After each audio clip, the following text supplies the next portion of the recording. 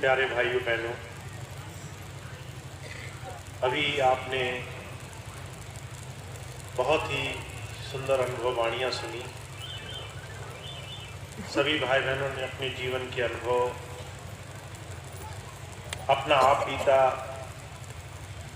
जो भी आज तक उन्होंने स्वामी जी के चरणों में बैठकर सीखा है, वो सब कुछ आपके सामने बड़े प्रेम भाव से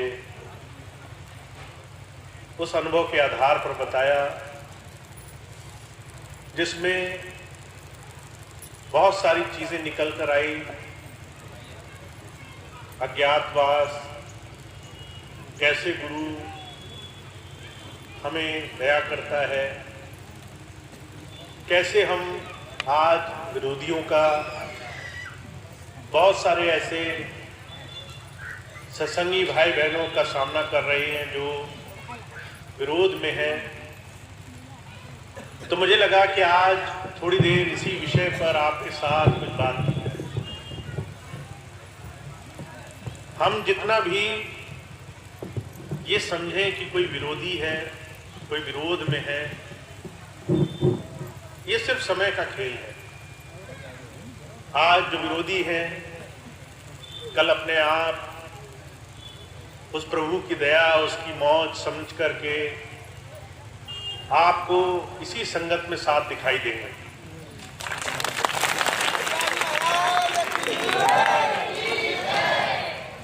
सिर्फ समय का खेल है, काल माया का प्रभाव है।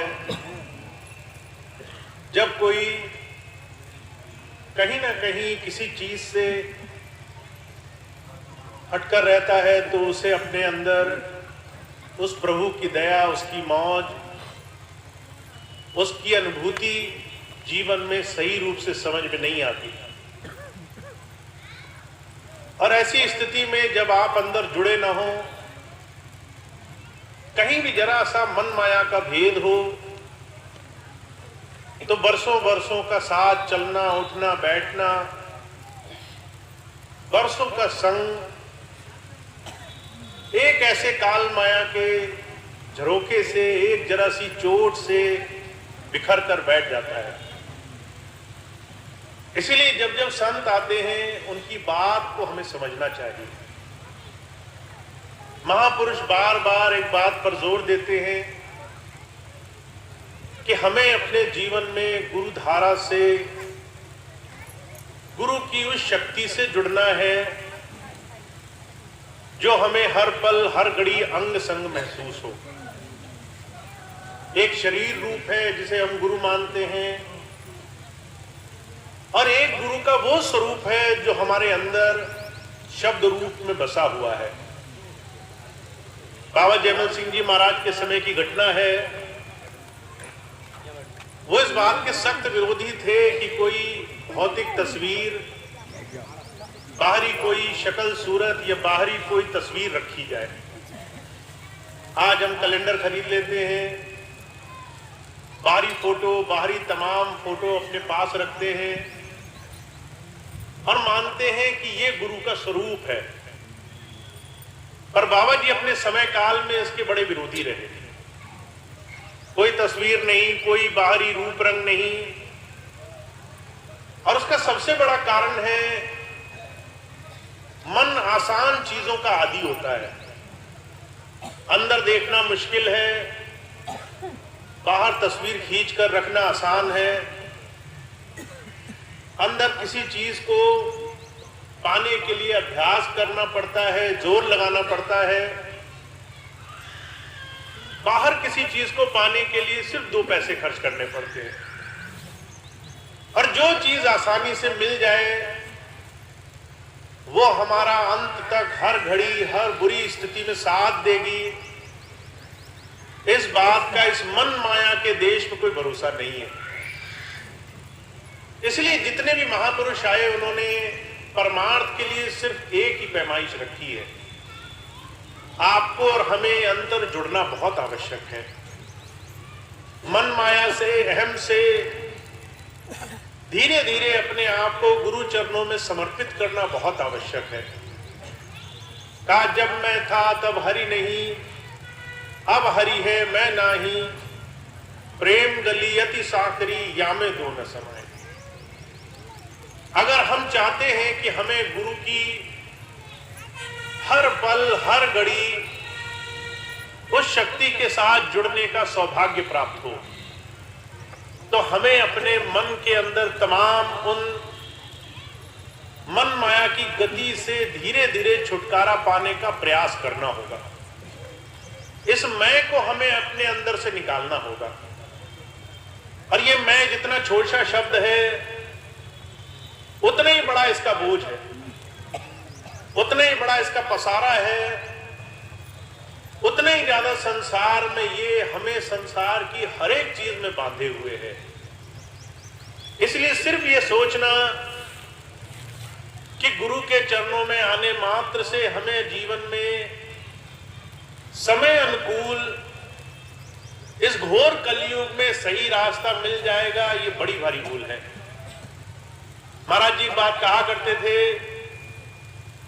जैसा समय होता है, जिस तरह से काल माया का प्रभाव होता है, जिस तरह से कलयुग का जोर चलता है, उस तरीके से संतों को हर एक जीव को सही नाम से जोड़ने के लिए प्रयास करने पड़ते हैं। सौवन जी महाराज आए, उन्होंने बड़े प्यार से सहजता से सबको नाम दिया। मेरी उम्र 6 वर्ष की थी जब मुझे नाम मिला।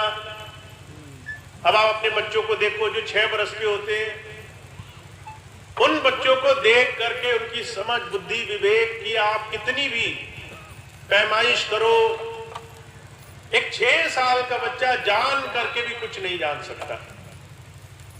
और उससे पहले जब महाराज जी आए, हुजूर कृपाल सिंह जी महाराज, तो उनके पास नाम लेने के लिए बड़ी मेहनत करनी पड़ती थी।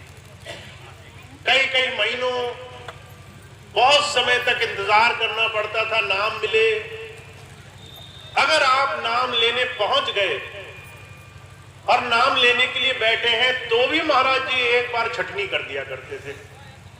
आप बैठ गए, नाम लेने को तैयार हो, महाराज जी आए, दृष्टि डाली, आपकी नजरों में देखा मन माया का क्या स्वरूप है, हम अभी कितने तैयार हुए हैं नाम की समझ लेने के लिए। एक जरा सा नजर भर देखा अभी ये काम नहीं करेगा, उसको कहा अभी नाम ना लो, बाद में लेना करके। हुजूर कहा करते थे, उससे पहले बाबा सावन सिंह जी महाराज आए, उन्होंने प्रेम भाव में बड़ी सहजता से नाम दिया। पर जयमल सिंह जी महाराज आए तो उनके समय में आप देखो, उन्होंने गिनती के गिने चुने लोगों को नाम दिया होगा। उन्होंने नाम तभी तक नहीं दिया जब तक कोई नाम की कीमत को समझे नहीं।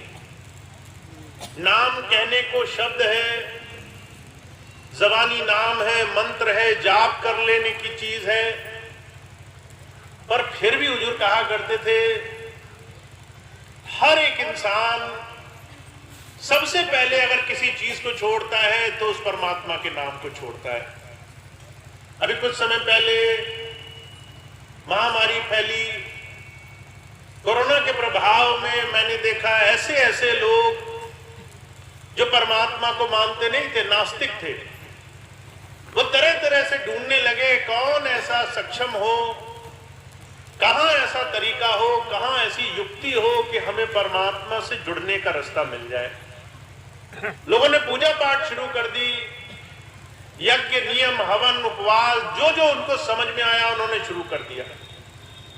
डर के कारण, मृत्यु के भय से कि आज नहीं तो कल ना जाने किस पल मौत सामने खड़ी हो, मैंने देखा लोगों ने जो एक बार नाम नहीं लेते थे 5-5 बार नाम लेने लगे थे। जो एक बार उस मालिक को याद नहीं करते थे, दिन में हर पल हर घड़ी उसको याद करने लगे। जो दुनिया में कोई भी नियम संयम नहीं मानते थे, वो सारे नियम संयम करने लगे। इतने पूजा पाठ, इतने धार्मिक हो गए, कोई देखकर कल्पना नहीं कर सकता था इसने सारे जीवन नाम नहीं लिया होगा।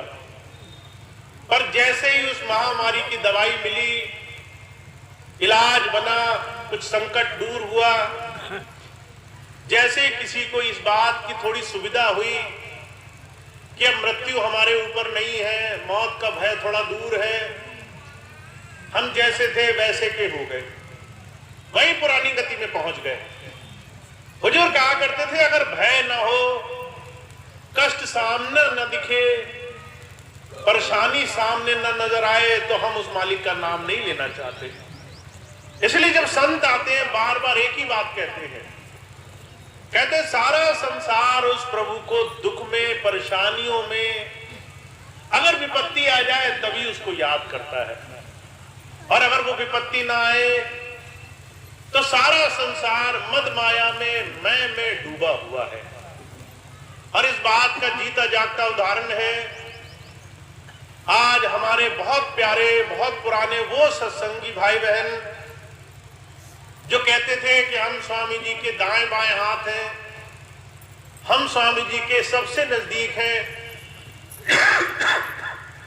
समय का ऐसी चोट लगी, आज कोई भी उस प्रभु को, उस मालिक को याद करने के लिए कोई भी नियम व्रत धारण करने को तैयार नहीं। तो इसलिए जब संत आते हैं बार बार इस बात पर जोर देते हैं, कहते हैं उस परमात्मा का नाम अगर शब्द नाम होता, जबान से लिया जाने वाला नाम होता, अगर किताबी नाम होता, तो दुनिया में हर एक इंसान तर चुका होता।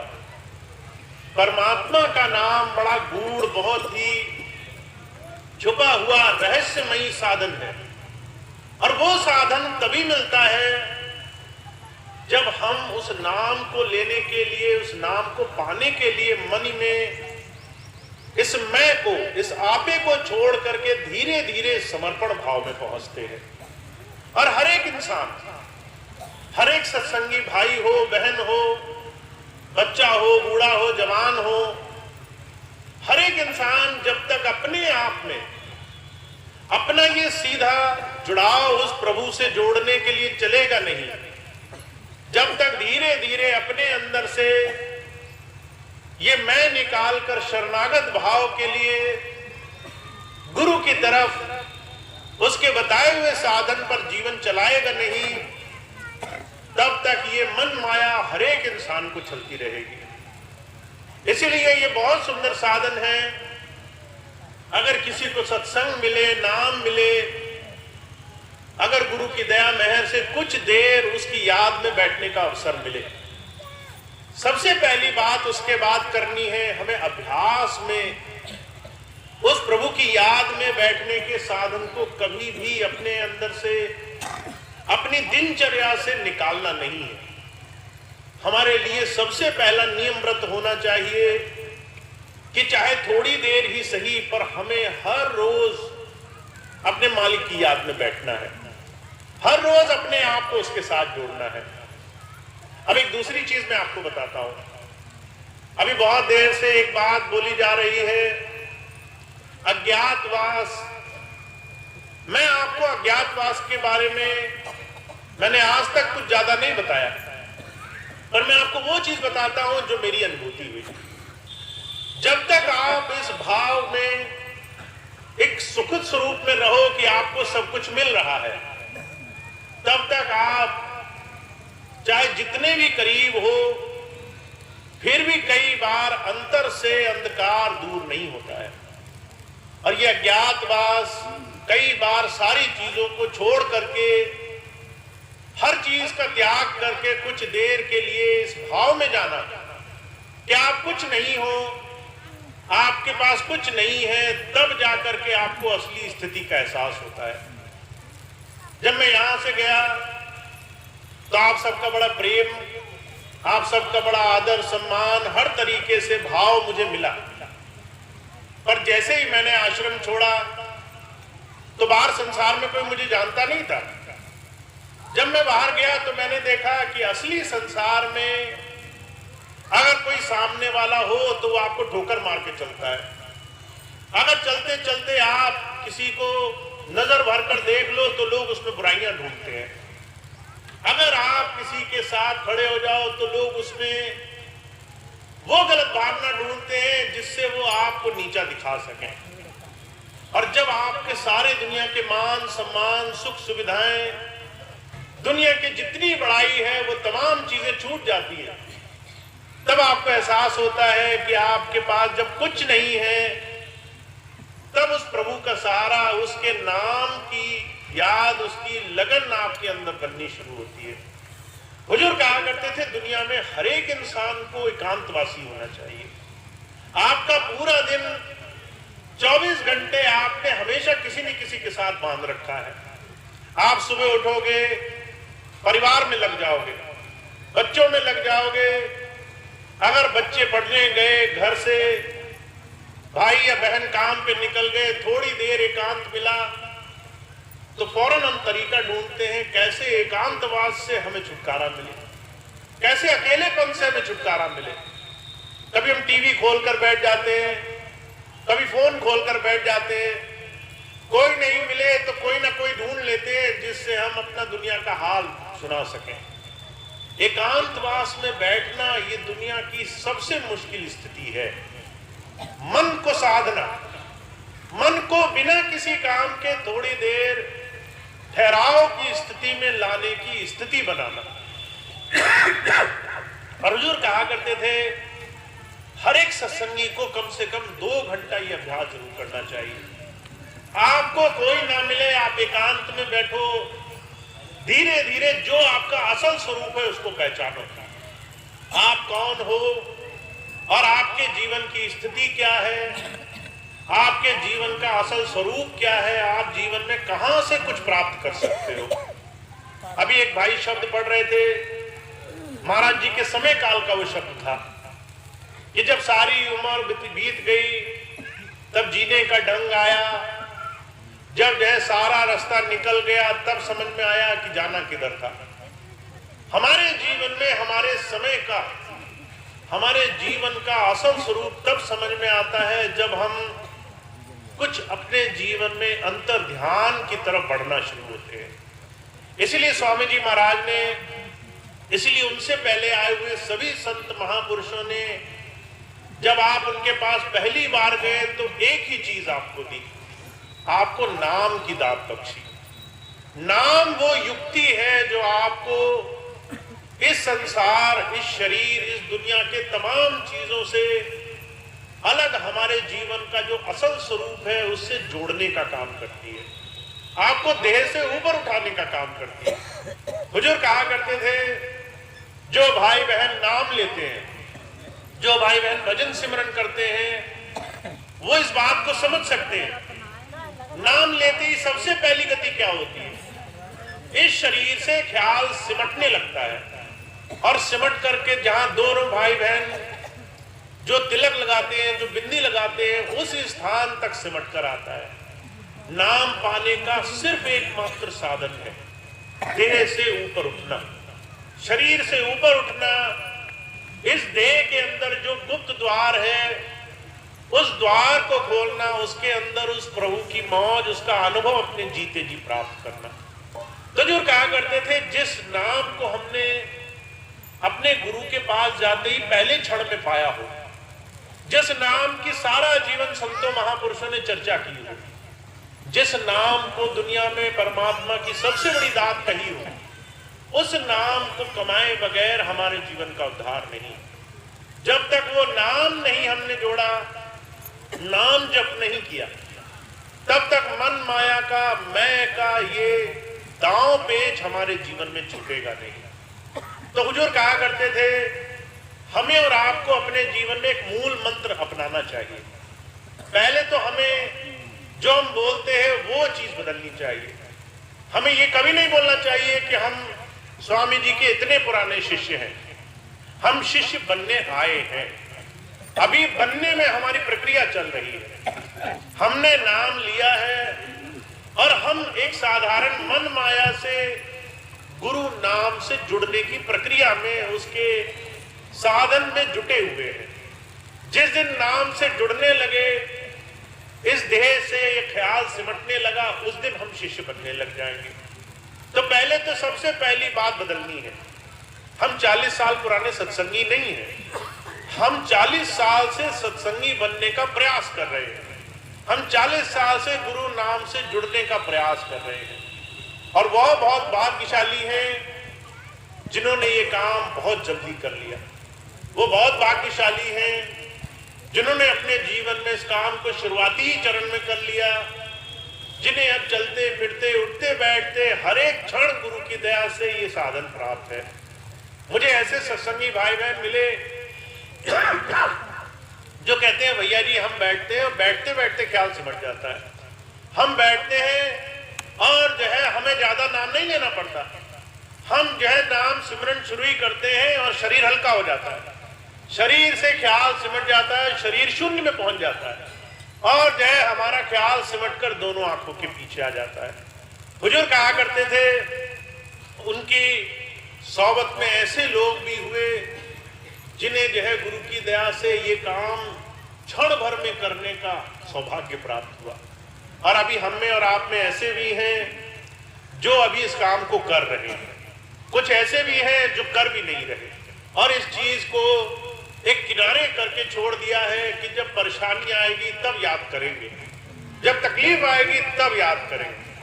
पर मैं बार बार आपको एक ही चीज कहता हूं कि अगर हमने संतों महापुरुषों के नाम को हर रोज लेना जारी रखा है, अगर हमने ये संकल्प बना लिया है कि हम उस प्रभु धारा से हर रोज जुड़ा करेंगे, तो आपके लिए जीवन में सारे काम बड़ी आसानी से होने लग जाएंगे, आपके सारे काम बड़ी सहजता से होने लग जाएंगे। इसीलिए 2-3 चीजों को अपने जीवन का बड़ा साधारण सा मूल मंत्र बना लीजिए।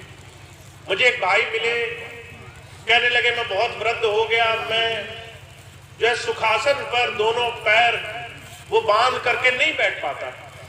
मैंने उनसे कहा अगर आप दूसरे आसन पर बैठो, सहज आसन पर बैठो, किसी दूसरे तरीके से बैठो, तो कहने लगे ये तो मैंने कभी विचार ही नहीं किया जीवन में।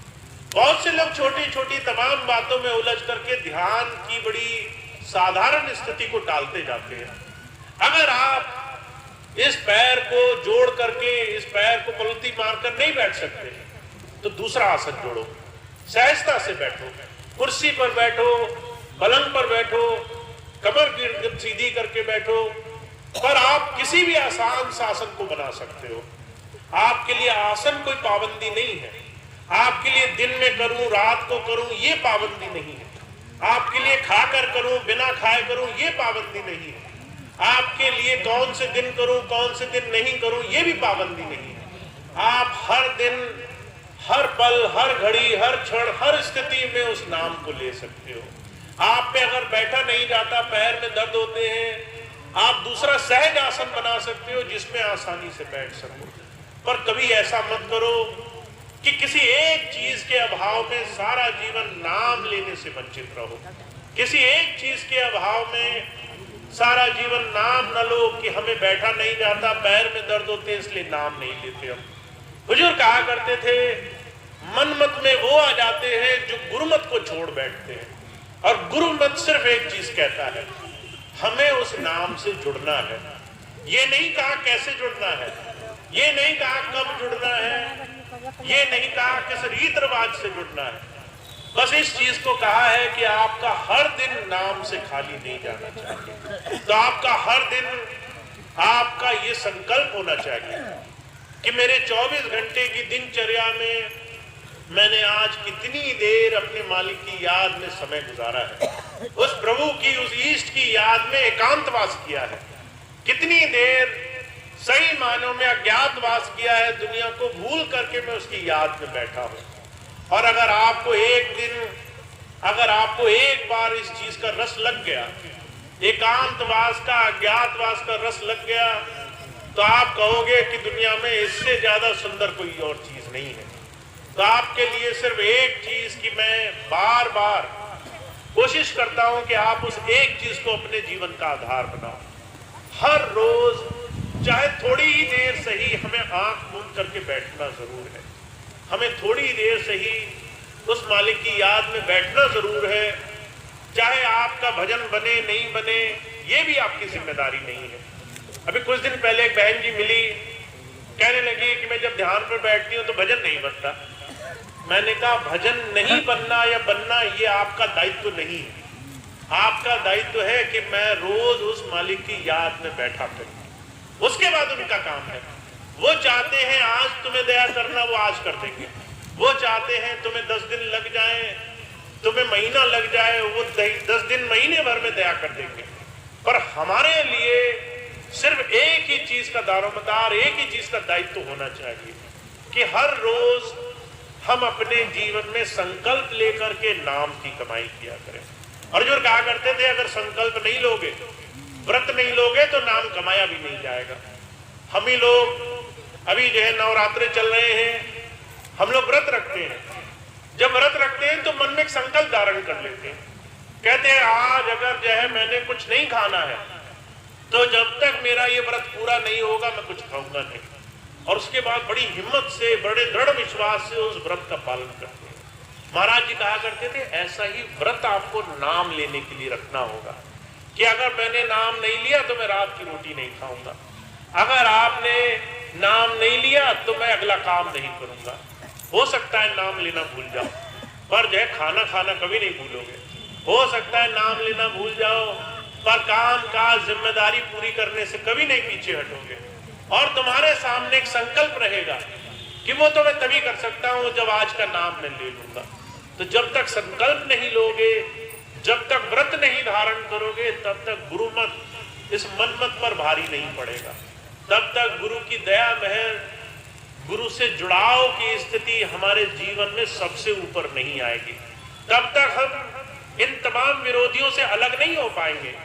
आज वो अलग हो गए, कल को कोई ऐसी स्थिति आई, हमारे मन की बात बनी नहीं बनी, तो हो सकता है हम भी उल्टे होकर के बैठ जाएं, हम भी कहें हमारे तो काम नहीं बने, हम भी गुरु जी के पास नहीं जाते। तो जो कहा करते थे ये मन मत बहुत भारी चीज है। अगर छोटा सा भी हमारे मन में अभाव आ जाए तो ये मन हमारे वर्षों वर्षों की साधना बर्बाद कर सकता है। इसलिए सिर्फ एक चीज को मन में बसाना है, हमें गुरु से शरीर रूप में सानिध्य मिले, बहुत भाग्य की बात है। सत्संग मिले, बहुत भाग्य की बात है। पर उससे भी ऊंची बात यह है कि गुरु हर रोज हर घड़ी हमारे मन मंदिर में बैठे, हर रोज हमारे मन मंदिर में वास करें। महाराज जी के जीवन की घटना आती है। महाराज जी अपने गुरु बाबा सावन सिंह जी महाराज के पास बड़े प्रेम भाव से जाया करते थे। बाबा जी जब सत्संग का टूर लगाते थे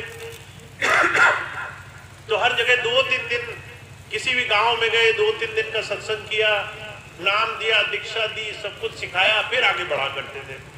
महाराज जी हुजूर कृपाल सिंह जी महाराज के गांव में गए, वहां सत्संग किया, आगे जाने का दिन नजदीक आ गया। बाबा जी का दिन आ गया कि उन्हें अगले दिन अगले क्षण में जाना है।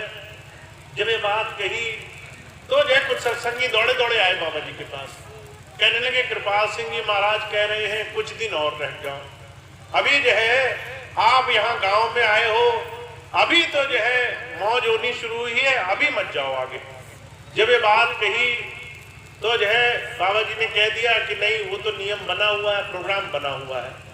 तो जो है सबसे आखिर में हुजूर कृपाल सिंह जी महाराज आए और एक पर्चा लिखा था, वो पर्चा उन्होंने जो है बाबा जी के हाथ में दे दिया।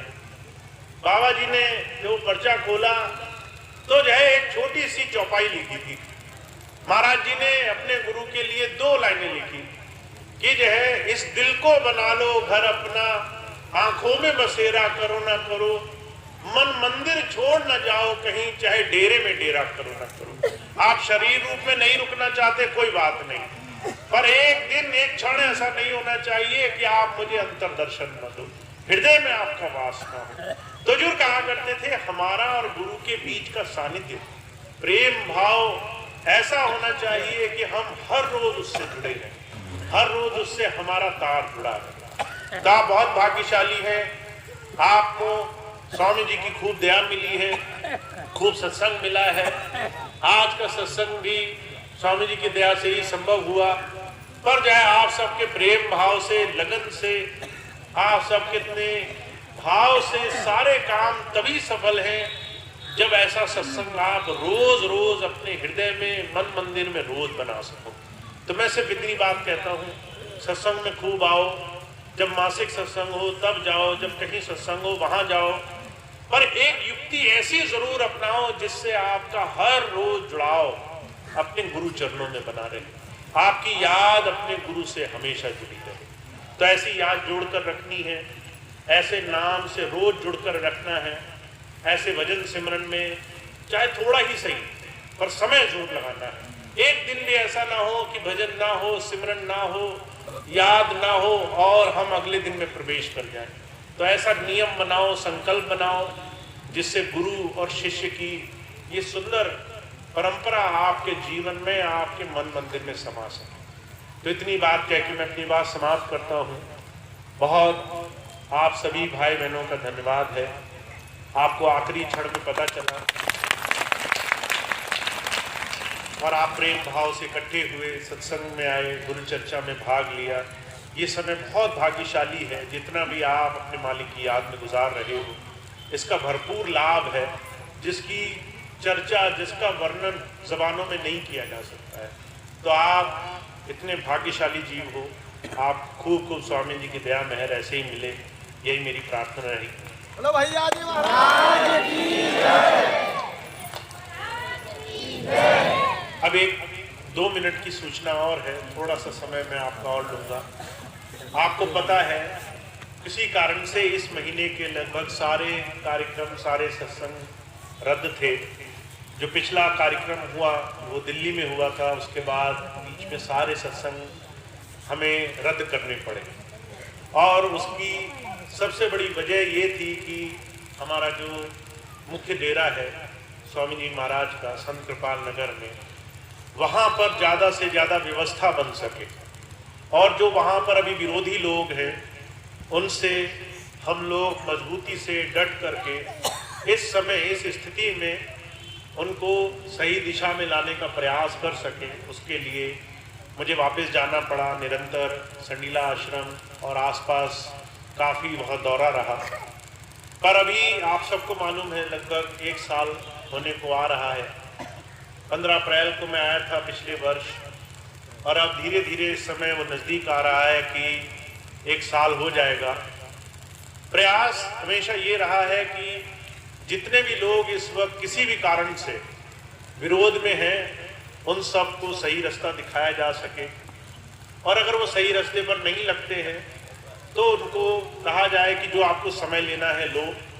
पर जो गुरु घर है, जो गुरु का स्थान है, जो स्वामी जी की नगरी है, वो हमेशा संत मत और अध्यात्म की तरफ हमेशा लोगों को जोड़ेगी, उसमें कोई बाधा नहीं आने पाएगी। तो हम इस प्रयास में लगे थे और धीरे धीरे स्वामी जी ने चाहा तो बहुत जल्द वो प्रयास सफल भी होंगे। पर उसमें 2-3 चीज़ों में आपको सहयोग करना होगा। सबसे पहली चीज़ तो ये है, आपको मालूम है संडीला के कुछ लोग ऐसे हैं जो पहले सत्संग करने जाया करते थे, और स्वामी जी के परिवार के कुछ लोग ऐसे हैं जो बहुत पहले से आश्रम से दूर थे।